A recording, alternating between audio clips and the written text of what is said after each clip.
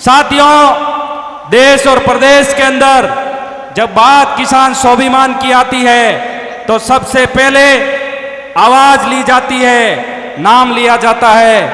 वो नाम है हनुमान बेनीवाल।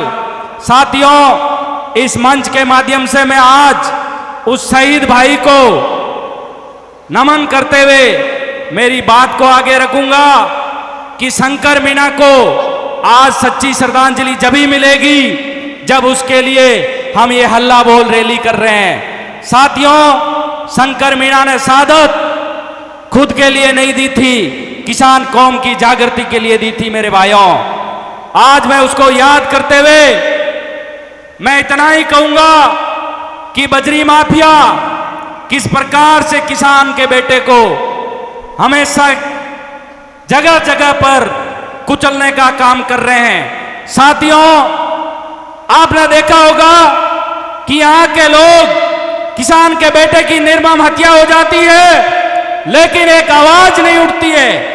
क्या इस विधानसभा क्षेत्र में, क्या यहां की लोकसभा क्षेत्र में जननेता नहीं है क्या? मैं पूछना चाहता हूं यहां की जनता से कि इनके मुंह में क्यों दही जम जाता है जब किसान के बेटे की हत्या हो जाती है। दिन दहाड़े जिस प्रकार से आए दिन हत्याएं होती है, जिस प्रकार से मर्डर होते हैं, जंगल के अंदर किसान के बेटे की हत्या करके एक सऊ को पेड़ से लटका दिया जाता है लेकिन आज तक पता नहीं लगा कि हत्या कैसे हुई। मेरे भाइयों, ये एक सोचने का विषय है।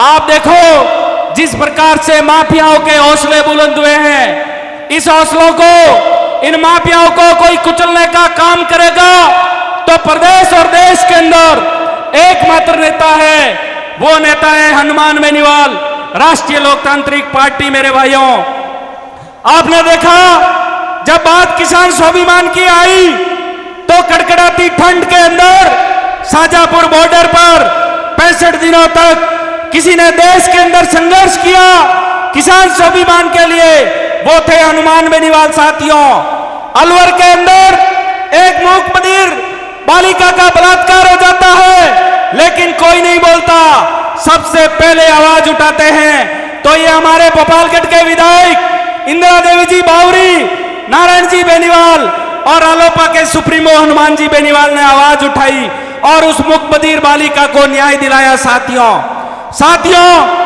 देश के अंदर जब पेपर माफियाओं के हौसले बुलंद थे तो सबसे पहले पेपर माफियाओं के खिलाफ देश की राजधानी को घेरने का काम किया तो वो राष्ट्रीय लोकतांत्रिक पार्टी की युवा शक्ति थी, राष्ट्रीय लोकतांत्रिक पार्टी के एमएलए थे। सुप्रीमो के निर्देशानुसार राजधानी के अंदर पेपर माफियाओं के खिलाफ आवाज उठाई थी। नेताजी हमेशा से कहते थे कि ये दोनों का मिलाजुली का खेल है, वो मिलाजुली का खेल आपके सामने आ चुका है। आपने देखा वसुंधरा की सरकार के अंदर कालीन चोरी घोटाला गहलोत साहब ने दबा के रखा। गहलोत साहब की सरकार के अंदर 2000 करोड़ का परिवहन घोटाला बीजेपी ने दबा के रखा। अब जब चुनाव नजदीक आए तो बीजेपी अपना मुंह बाहर निकाल रही है। कहां गए थे ये लोग 4 साल तक? किसान खून के आंसू रो रहा था, डीजल 100 पार हो गया, महंगाई आसमान छू रही है, किसानों को खाद और बीज के लिए लाइन में लगना पड़ रहा है। भाइयों, किसान के बेटे कोचिंगों के अंदर दम तोड़ रहे हैं, लाखों रुपए खर्च करके पता चलता है कि पेपर आउट हो गया। 2013 से लेकर आज तक लगातार पेपर आउट होते जा रहे हैं लेकिन राष्ट्रीय लोकतांत्रिक पार्टी के सुप्रीमो के अलावा किसी ने आवाज नहीं उठाई। मेरे भाइयों, अब कुछ लोग बोल रहे हैं इस मामले को कि आरपीएससी भ्रष्ट है, तो नेताजी ने आज से कई सालों पहले आरपीएससी पे आरोप लगाया था। मेरे भाइयों, आप याद करना वो दिन नेताजी ने कहा था इन दोनों का मिलाजुली का खेल, जो गहलोत साहब ने हाँ की थी कि वसुंधरा जी और हम मिले हुए हैं, मेरी सरकार बचाई।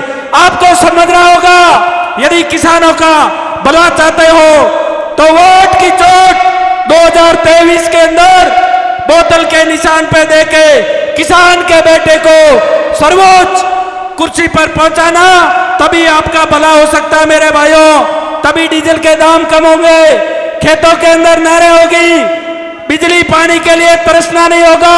आजादी के 75 साल बाद टोंक के अंदर पीने का पानी नहीं है। टोंक का पानी जयपुर को दिया जाता है, शहर को, और टोंक के लोग प्यासे बैठे हुए हैं। इससे बड़ी विडंबना क्या होगी मेरे भाइयों।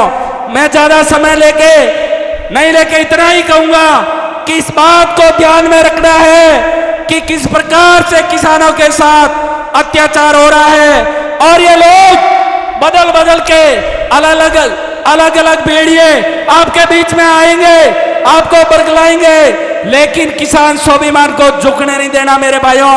साधन चाहे कितनी देनी पड़े, लेकिन किसान स्वाभिमान बचा रहेगा। देश के अंदर किसान का स्वाभिमान किसान नेता हनुमान बेनीवाल बचा सकता है। बहुत बहुत धन्यवाद। राम राम सा। हनुमान बेनीवाल, किसान एकता। धन्यवाद।